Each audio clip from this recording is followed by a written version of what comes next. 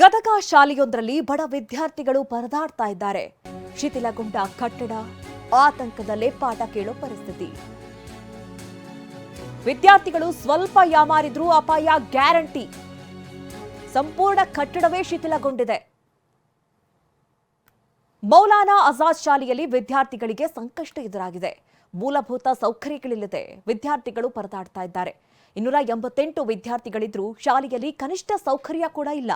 ಒಂದೇ ಬೆಂಚ್ನಲ್ಲಿ 5-6 ವಿದ್ಯಾರ್ಥಿಗಳು ಕೂರುವಂತಹ ಪರಿಸ್ಥಿತಿ ಇದೆ. ಅಲ್ಪಸಂಖ್ಯಾತ ಇಲಾಖೆ ನಿರ್ಲಕ್ಷ್ಯಕ್ಕೆ ಪೋಷಕರು ಆಕ್ರೋಶವನ್ನು ವ್ಯಕ್ತಪಡಿಸಿದ್ದಾರೆ. ಇನ್ನು ಈ ಕುರಿತಂತೆ ನಮ್ಮ ಪ್ರತಿನಿಧಿ ಸಂಜಯ್ ಒಂದು ವರದಿಯನ್ನು ಕೊಟ್ಟಿದ್ದಾರೆ. ಬನ್ನಿ ನೋಡೋಣ. ಬಡ ಅಲ್ಪಸಂಖ್ಯಾತ ಮಕ್ಕಳಿಗೆ ಗುಣಮಟ್ಟದ ಶಿಕ್ಷಣ ಸಿಗಲಿ ಅಂತೇಳಿ ಸರ್ಕಾರ ಮೌಲಾನಾ ಆಜಾದ್ ಇಂಗ್ಲೀಷ್ ಮೀಡಿಯಂ ಶಾಲೆ ಆರಂಭ ಮಾಡಿದೆ. ಆದರೆ ಗದಗ ಜಿಲ್ಲೆ ಲಕ್ಷ್ಮೇಶ್ವರ ಪಟ್ಟಣದ ಈ ಶಾಲೆ ನೋಡಿದ್ರೆ ಸಾಕಷ್ಟು ಅಧ್ವಾನಗಳಲ್ಲಿ ಕೂಡಿ ನೋಡ್ಬೋದು. ಇಲ್ಲಿನ ದುಸ್ಥಿತಿಗಳನ್ನು ಟಿವಿನಲ್ಲಿ ಒಂದೊಂದಾಗಿ ತೋರಿಸ್ತೀವಿ. ಈಗ ಏನು ಕ್ಲಾಸ್ನಲ್ಲಿ ಮಕ್ಕಳು ಕೂಡ ಕೂತಿದ್ದಾರೆ ನೋಡ್ಬೋದು. ಒಂದೊಂದು ಅವರಿಗೆ ಸರಿಯಾಗಿ ಕೂಡೋಕ್ಕೂ ಕೂಡ ಬೆಂಚ್ಗಳಿಲ್ಲ. ಬೆಂಚ್ಗಳಿದ್ದರೂ ಕೂಡ ಸಾಕಷ್ಟು ಏನು ಕೊಠಡಿಗಳು ಸಾಕಷ್ಟು ಚಿಕ್ಕದಾಗಿದ್ದಾವೆ. ಒಂದೊಂದು ಬೆಂಚಿನಲ್ಲಿ 5 ಮಕ್ಕಳು ಕೂತಿದ್ದಾರೆ. ಏನು ಶಿಕ್ಷಕರು ಪಾಠ ಹೇಳ್ತಾರೆ ಅವರಿಗೆ ಸರಿಯಾಗಿ ಬರ್ಕೊಳ್ಳೋಕ್ಕೂ ಕೂಡ ಆಗಲ್ಲ. ಹೀಗಾಗಿ ಸಾಕಷ್ಟು ಏನು ಗಿಜಿಗುಡುವಂಥ ಏನು ಸನ್ನಿವೇಶದಲ್ಲಿ ಅವ್ರ ಮಕ್ಕಳು, ಬಡ ಮಕ್ಕಳು ಶಿಕ್ಷಣ ಕಲಿಯುವಂಥ ದುಸ್ಥಿತಿ ನಿರ್ಮಾಣ ಆಗಿದೆ. ಅದರಲ್ಲೂ ಕೂಡ ಈಗ ಶಾಲೆಯ ಕಟ್ಟಡ ದುಸ್ಥಿತಿ ನೋಡ್ಬೋದು. ಯಾಕೆಂದರೆ ಇದಕ್ಕೆ ಸ್ವಂತ ಕಟ್ಟಡ ಇಲ್ಲ. ಏನು ಉರ್ದು ಶಾಲೆಯ ಕೆಲವೊಂದು 5 ರೂಮ್ಗಳ ಏನು ಅವ್ರ ಜೊತೆ ಮಾತಾಡ್ಕೊಂಡು ತೊಗೊಂಡಿದ್ದಾರೆ. ಈಗ ಇಲ್ಲಿ ವಿದ್ಯುತ್ ಇದು ನೋಡ್ಬೋದು ಬೋರ್ಡ್ ಹೇಗಿದೆ ಅಂತೇಳಿ.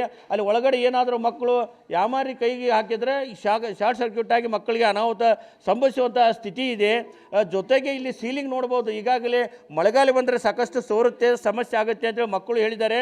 ಈಗ ಸೀಲಿಂಗ್ ನೋಡಿ ಇದು ಫ್ಯಾನಿನ ಪರಿಸ್ಥಿತಿ ಹೇಗಿದೆ ಅಂತೇಳಿ. ಜೊತೆಗೆ ಮೇಲ್ಛಾವಣಿ ಅಲ್ಲೆಲ್ಲೆಲ್ಲಿ ಇದು ಕೂಡ ಕಿತ್ಕೊಂಡು ಹೋಗಿದೆ. ಮಳೆಗಾಲದಲ್ಲಿ ಯಾವಾಗ ಏನಾಗುತ್ತೋ ಅನ್ನೋ ಆತಂಕದಲ್ಲಿ ಇಲ್ಲಿನ ಮಕ್ಕಳು ಶಿಕ್ಷಣ ಕಲಿಯುವಂಥ ಸ್ಥಿತಿ ನಿರ್ಮಾಣ ಆಗಿದೆ. ಇದು ಈ ಒಂದು ಕೊಠಡಿ ಆದರೆ ಪಕ್ಕದ ಕೊಠಡಿಯಲ್ಲಿ ಕೂಡ ನಿಮ್ಗೆ ದೃಶ್ಯಗಳನ್ನು ತೋರಿಸ್ತೀವಿ.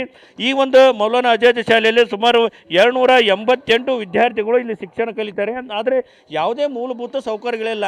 ಏನು ಇಷ್ಟು 288 ಮಕ್ಕಳಿಗೆ ಇರೋದು 5 ಕೊಠಡಿ. ಇನ್ನೇನು ಒಂದು ಕಡೆ ಮಕ್ಕಳಿಗೆ ಪಾಠ ಹೇಳ್ತಾರೆ. ಇಲ್ಲಿ ನೋಡ್ಬೋದು ಈ ಒಂದು ಏನು ಶಿಕ್ಷಕರ ಸ್ಟಾಫ್ ರೂಮ್, ಇಲ್ಲೇ ಎಲ್ಲ ಶಿಕ್ಷಕರು ಕೂಡ ಇಲ್ಲೇ ಕೂಡ್ತಾರೆ. ಇದೇ ಪಕ್ಕದಲ್ಲೇ ಇದೇ ರೂಮಲ್ಲಿ ಇಲ್ಲಿ ಮಕ್ಕಳಿಗೆ ಪಾಠ ಹೇಳುವಂಥ ದುಸ್ಥಿತಿ. ಯಾಕಂತಂದರೆ ಇಲ್ಲಿ ಮೂಲಭೂತ ಸೌಕರ್ಯ ಕೊಠಡಿಗಳ ಸಮಸ್ಯೆ ಸಾಕಷ್ಟು ಇದ್ದಾವೆ. ಚಿಕ್ಕದಾದಂಥ ಕೊಠಡಿಗಳಿದ್ದಾವೆ. ಹೀಗಾಗಿ ಚಿಕ್ಕದಾದ ಕೊಠಡಿಗಳು ಎಷ್ಟು ಬೆಂಚ್ ಇರ್ತವೆ ಅಷ್ಟೇ ಬೆಂಚಲ್ಲಿ ಮಕ್ಕಳನ್ನು ಕೂಡಿಸುವಂಥ ಪರಿಸ್ಥಿತಿ ಇದೆ.